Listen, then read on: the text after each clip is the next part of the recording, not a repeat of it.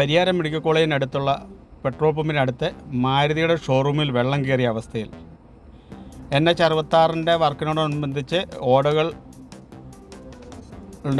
Work പൂർണ്ണമായി തീരാത്തതിൻ്റെ പേരിൽ വെള്ളം കയറി വാഹനത്തിൻ്റെ വേണ്ടപ്പെട്ടവർ അതെല്ലാം എത്രയും പെട്ടെന്ന് മാറ്റിക്കൊണ്ടിരിക്കുന്ന ഭാഗമാണ്. അടിക്കടി വെള്ളം കയറിക്കൊണ്ടിരിക്കുന്നു. കണ്ടില്ലേ, ഈ ഭാഗമെല്ലാം വെള്ളത്തിലാണ് ഉള്ളത്.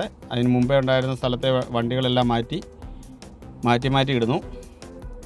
ഇനിയും തുടർന്നുള്ള സമയത്ത് ഇതിലും വെള്ളമായിരിക്കാൻ ചാൻസ് കൂടുതലാണ്. അതുകൊണ്ട് ഓടകളെല്ലാം കവിഞ്ഞൊഴുകിയാണ് പോകുന്നത്. കണ്ടില്ലേ, ഈ ഭാഗത്തെല്ലാം വെള്ളം കയറി ഫുൾ മൂടിയിട്ടുള്ളത്.